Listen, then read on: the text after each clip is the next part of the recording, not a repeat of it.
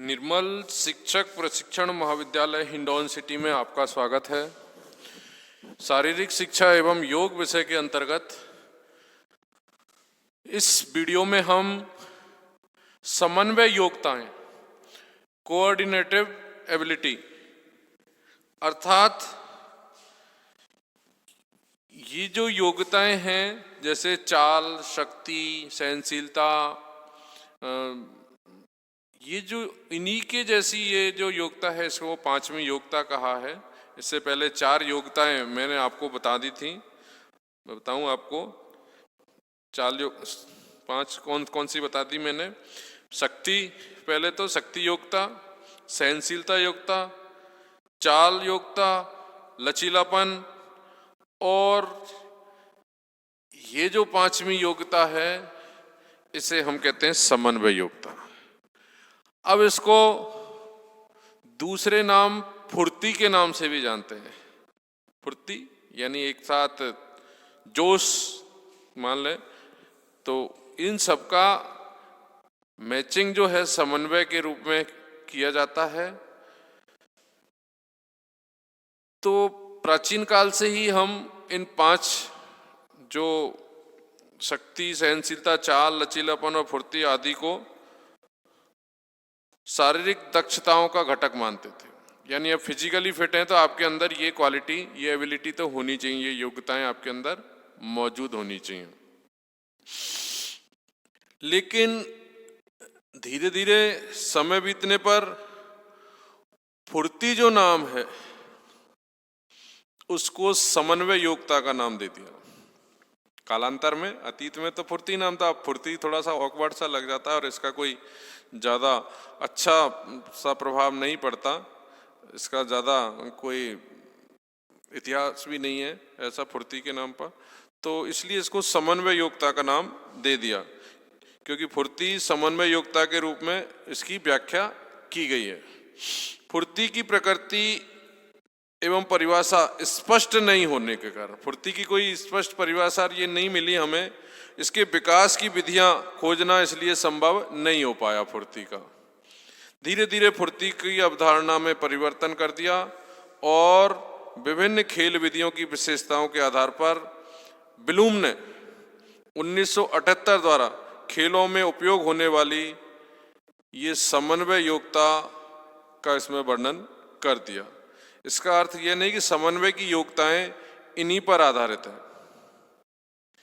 इन पांचों जो बताए थे इन पर आधारित समन्वय योग्यता नहीं। मानव की क्रियाओं के दृष्टिकोण से 7 समन्वय योग्यताएं हैं।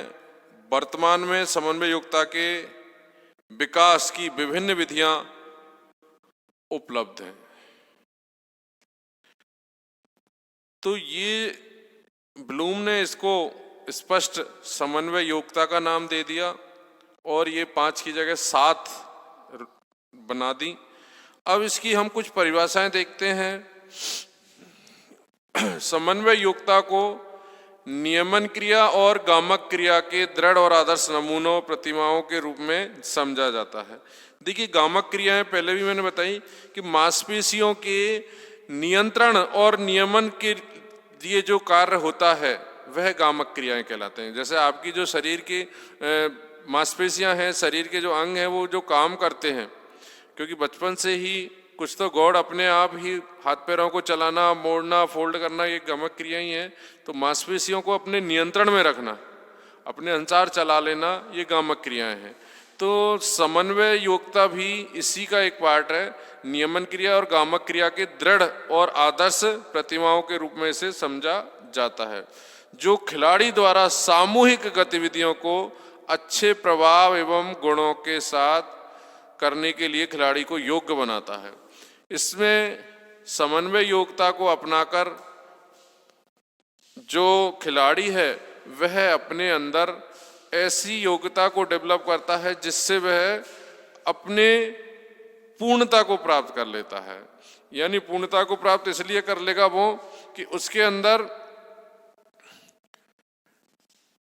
अच्छे प्रभाव एवं गुण के साथ करने के लिए काम करना, यानी गुणात्मक रूप से आपको फायदेमंद हो, इस तरह से काम करने की शक्ति डेवलप होती है। क्योंकि वह उसको आदर्श नमूना मान लेता है, किसको? गामक योग्यता और नियमन क्रिया को। समन्वय योग्यताएं गामक कौशलों के समान नहीं होती। ये गामक क्रियाएं तो नहीं है समन्वय योग्यता, लेकिन उनके जैसी ही हैं, लेकिन एक दूसरे से संबंधित हैं, वह उस पर निर्भर करती हैं। यानी गामक क्रियाओं से जुड़ी हुई है समन्वय योग्यता, अर्थात समन्वय योग्यता से तात्पर्य हमारी जो मांसपेशी हैं उनका डेवलपमेंट, उनका नियंत्रण, उनका नियमन, ये सब समन्वय योग्यता के अंतर्गत आता है। अब इसकी है प्रकृति। समन्वय योग्यता की प्रकृति कैसी है सुन लें आप, कि समन्वय योग्यताएं केंद्रीय तंत्रिका तंत्र के गामक नियंत्रण एवं नियमन प्रक्रियाओं पर निर्भर करती है। ये जो हमारा तंत्रिका तंत्र का जो शरीर का पूरा निर्माण है, ये गामक क्रिया मांसपेशियों पर आधारित है, तो ये एक दूसरे पर निर्भर करती हैं। गामक समन्वय के सिद्धांत के आधार पर समन्वय योग्यताएं की प्रकृति को प्रत्येक समन्वय योग्यता के लिए गामक नियंत्रण एवं नियमन की प्रक्रिया एक निश्चित क्रम में काम करती है। यानी समन्वय योग्यता विशेषकर गामक योग्यता के ही साथ काम करती है। खिलाड़ी का केंद्रीय तंत्रिका तंत्र का कार्य उसकी प्रतिमा स्वरूप पर ही निर्भर करता है। गामक कौशलों और समन्वय योग्यताओं के लिए नियंत्रण नियमन की प्रक्रिया को विशेष तरीके से कार्य करना पड़ता है। देखिए, गामक योग्यता में भी वही नियंत्रण है मांसपेशियों में, और इसका काम भी समन्वय योग्यता का भी नियंत्रण और नियमन प्रक्रिया का ही है। गामक समन्वय क्रिया नियमन एक आंशिक और पूर्ण अंश है जो कि क्रिया की गति, जो क्रिया कर रहे हैं उसमें गति पैदा करता है। अतः मनोवैज्ञानिकों के अनुसार क्रिया यानी कार्य करने को क्रिया नियमन के तथ्य समन्वय योग्यताओं के मुख्य निर्धारण है। यानी समन्वय योग्यता का निर्धारण किया जाता है गामक क्रियाओं को और क्रिया नियमन को की योग्यताओं से। अब इसकी कुछ विशेषताएं बताई हैं कई की समन्वय योग्यता की। समन्वय योग्यता की विशेषताओं में, और मैं समरी कर दूंगा इनकी, कि गामक समन्वय प्रक्रियाएं, गामक समन्वय प्रक्रियाएं से तात्पर्य है कि वे सारी मांसपेशियां जो काम कर रही हैं, जो हमारे हाथ पैरों का संचालन हो रहा है, वो सब गामक क्रियाएं हैं। समन्वय योग्यताओं के लिए आधार का निर्माण करती हैं। गामक जो योग्यता है वो इसके लिए आधार तैयार करती हैं, किसके लिए? समन्वय योग्यता के लिए। अतः समन्वय योग्यताएं खेल प्रदर्शन, कारक, तकनीक एवं समन्वय आदि में सहायता प्रदान करती हैं। यानी जो खेल होते हैं उनमें एक कारक का काम करती हैं, क्योंकि फुर्ती एक स्पेशल ऊर्जा का काम ही है। तो नंबर 2, समन्वय योग्यता से गतियों की गुणवत्ता बढ़ती है। जो गति है, स्पीड है, उसमें उसकी गुणवत्ता बढ़ जाती है। गति को सीखने की योग्यता में भी विकास होता है। गति की गामक समन्वयताओं के विकास के लिए सहायक होती है। यानी स्पीड को बढ़ाने में इस समन्वय योग्यता का महत्वपूर्ण स्थान है।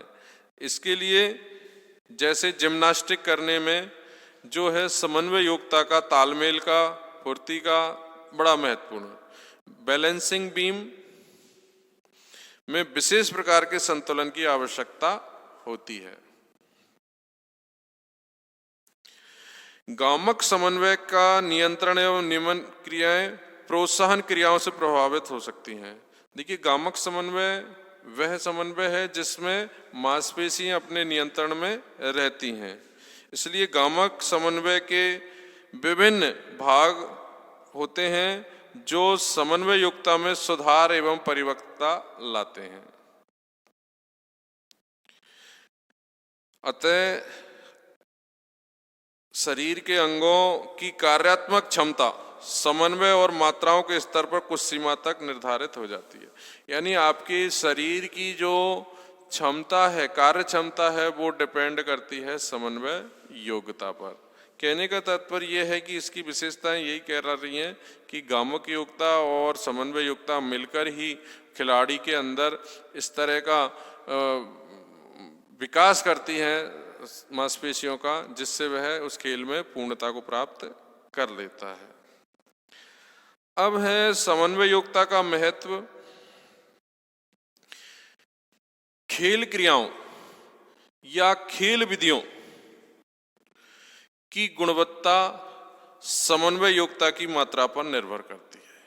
कितनी मात्रा में आपकी समन्वय योग्यता है वो डिपेंड करती है उसकी गुणवत्ता पर। गुणवत्ता कहते हैं क्वालिटी, यानी किस अच्छे ढंग से आपने वो खेल खेला है। क्योंकि तालमेल प्रवाह, समन्वय एक तरह से तालमेल का ही नाम है। तालमेल प्रवाह, यथार्थता, दृढ़ता और आयाम आदि सभी गामक समन्वय की अभिव्यक्तियां हैं जो समन्वय योग्यताओं पर अधिक निर्भर करती हैं। यानी तालमेल बिठा के फुर्ती के साथ जो कार्य किए जाते हैं वे सब समन्वय योग्यता के अंतर्गत ही आते हैं। तो इससे हमें फायदा होता है कि हम अपने कार्य के प्रति समन्वय बिठाकर और उस कार्य को सफल कर ले। तकनीकी खेलों में रमणीय और सुशोभित गतिविधियां विभिन्न समन्वय योग्यता और तकनीकी कौशलों। देखिए, ये जो योग्यता है समन्वय योग्यता, इसके अंतर्गत हम ऐसा तालमेल बैठाते हैं जो उस माहौल में उसको रमणीय बना देता है। नंबर 2, कौशल सीखने की गति, यानी जो भी आप कौशल सीख रहे हैं, स्किल जो खेल का, एवं स्थायित्व प्रत्यक्ष रूप से समन्वय योग्यता पर ही निर्भर करता है। खेल को सीखने का दायित्व है क्योंकि यह बैलेंस बनाता है, समन्वय कराता है। गामक सीखने की योग्यता समन्वय योग्यता का ही उत्पाद है। जो गामक योग्यता है वह समन्वय योग्यता का ही उत्पाद है। सभी खेलों में कम या अधिक संख्या में गामक कौशलों को सीखना ही पड़ता है, मांसपेशियों का व्यायाम करना ही पड़ता है। इससे खिलाड़ी को क्षतिपूर्ति और ट्रेनिंग के लिए व्यायामों को सीखने की आवश्यकता पड़ती है। क्षतिपूर्ति के लिए और ट्रेनिंग के लिए व्यायामों को सीखने की आवश्यकता पड़ती है। कुछ ऐसे खेल हैं जिसमें खेल क्रियाओं को लगातार भी सीखना पड़ता है क्योंकि उनमें क्रियाएं परिवर्तित होती रहती हैं और कठिन हो जाती हैं। लगातार अभ्यास करने से ही जिम्नास्ट जैसे खेल हैं उनको रेगुलर ही करते रहना होता है। समन्वय योग्यता की तकनीक और युक्तिपूर्ण कौशलों में गामक योग्यता उपयोग के लिए आवश्यकता पड़ती है। गामक योग्यता की उपयोगिता सिद्ध होती है। समन्वय योग्यता के त्वरित विकास के लिए मनोवैज्ञानिक एवं जैविक क्षमताओं का उपयोग करना कठिन हो जाता है, इसलिए समन्वय योग्यता से ही हम उसमें सफलता प्राप्त करते हैं। समन्वय योग्यता द्वारा विभिन्न खेलों के खेल प्रदर्शन में सुधार आ जाता है। खेलों में सुधार कैसे आएगा? समन्वय योग्यता से। ऐसे खेल जहां तकनीकी एवं युक्ति दोनों महत्वपूर्ण पहलू हैं, इसलिए इन योग्यताओं का आकलन एवं विकास दोनों ही प्रतिभा कोच के आधार पर ओवरऑल समन्वय योग्यता के माध्यम से हम अपने खेल में स्पेशलाइजेशन ला सकते हैं, उस खेल में पारंगत हो जाते हैं। साथ में ही एक ऐसा रमणीय और ऐसा समन्वय बैठाते हैं क्योंकि उस चाहे वो प्लेग्राउंड है उसमें अच्छा सा सजावट करना ये समन्वय योग्यता के अंतर्गत ही आता है।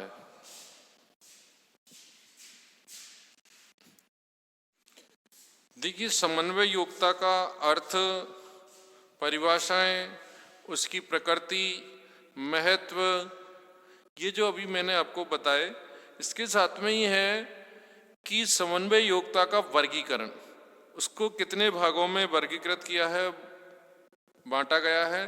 पहला है निर्धारण योग्यता, नंबर 2 प्रतिक्रिया योग्यता, नंबर 3 संतुलन योग्यता, नंबर 4 अनुकूलन योग्यता, युग्मन योग्यता और पृथक्करण की योग्यता।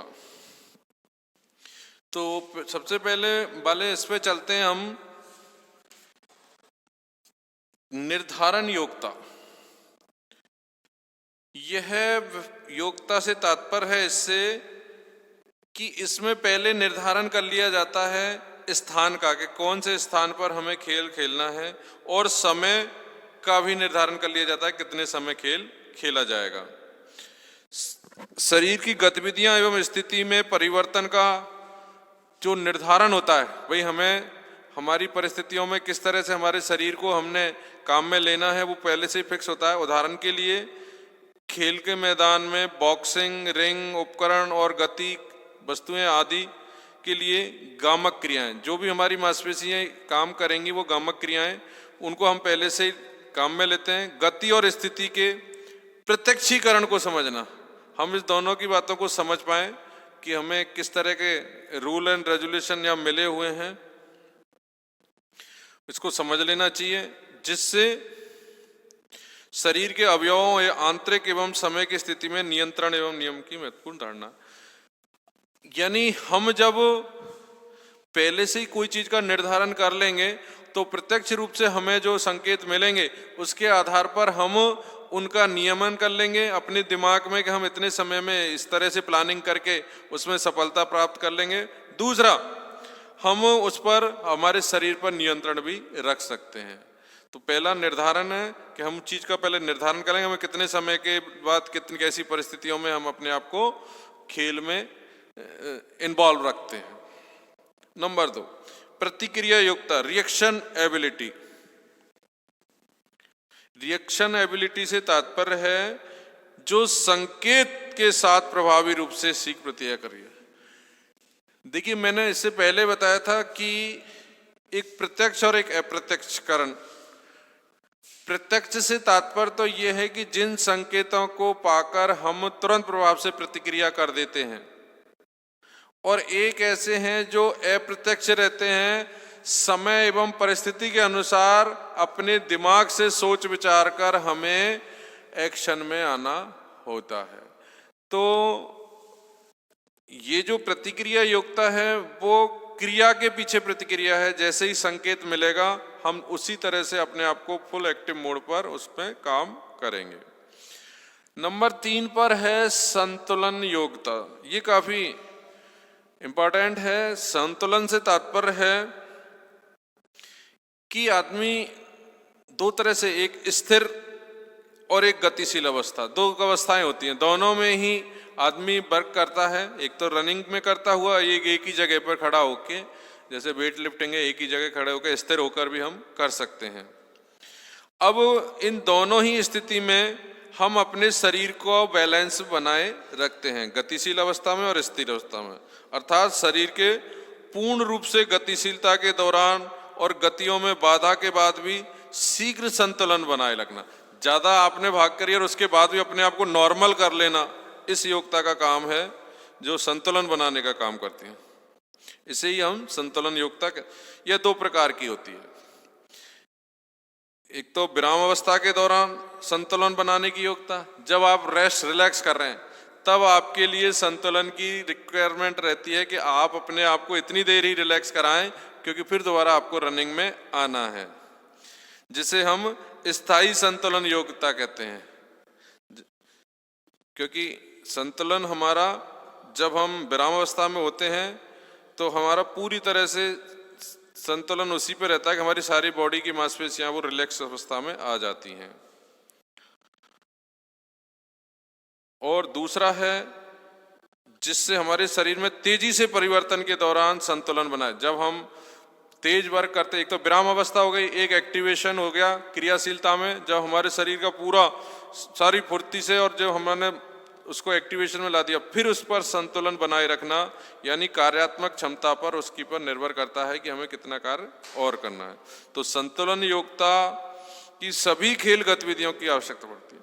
संतुलन जो योग्यता है, इसकी जितने भी खेल हैं उन सब में इसकी रिक्वायरमेंट रहती है कि हमें अपना बैलेंस बना के कैसे चलना है, चाहे वे स्थिर खेल हों चाहे वो गतिशील खेल हों। परंतु गतिशील क्रियाओं में संतुलन की आवश्यकता अधिकतर जिम्नास्टिक, प्रतिद्वंद्वात्मक खेल हैं, जिम्नास्ट हैं, उनमें हमें ज्यादा, और पानी के खेल हैं, इनमें हमें संतुलन बनाने की आवश्यकता ज्यादा पड़ती है।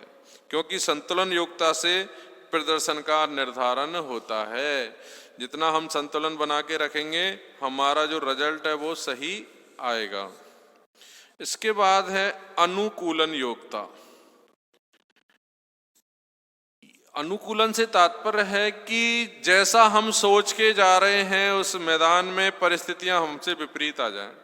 जिस तरह का हम टेम्परेचर मान रहे हैं, जिस तरह की हम वहाँ की आबो हवा मान रहे हैं, उससे विपरीत परिस्थितियों में अनुसार गतिविधियों में प्रभावशाली परिवर्तन करने की योग्यता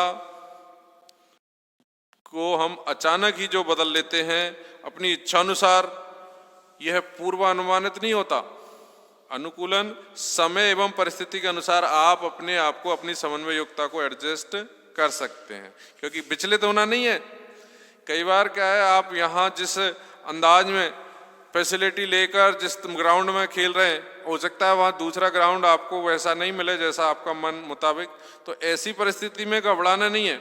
ऐसी परिस्थिति में अपने आप को यह सोचकर उस तालमेल बिठाना है, उस तरह से अपने आप को अनुकूलन करना है, वहाँ से एडजस्टमेंट, उसमें अनुकूलन में एडप्शन कहलाता है। तो उससे आपको क्या है, अगर आप उसमें उससे हेट करोगे उसको, उस टेम्परेचर, उस जगह से, तो फिर आप तो हारना स्वाभाविक है। तो उसके साथ नॉर्मल होना, नॉर्मल होने का मतलब ये समन्वय योग्यता।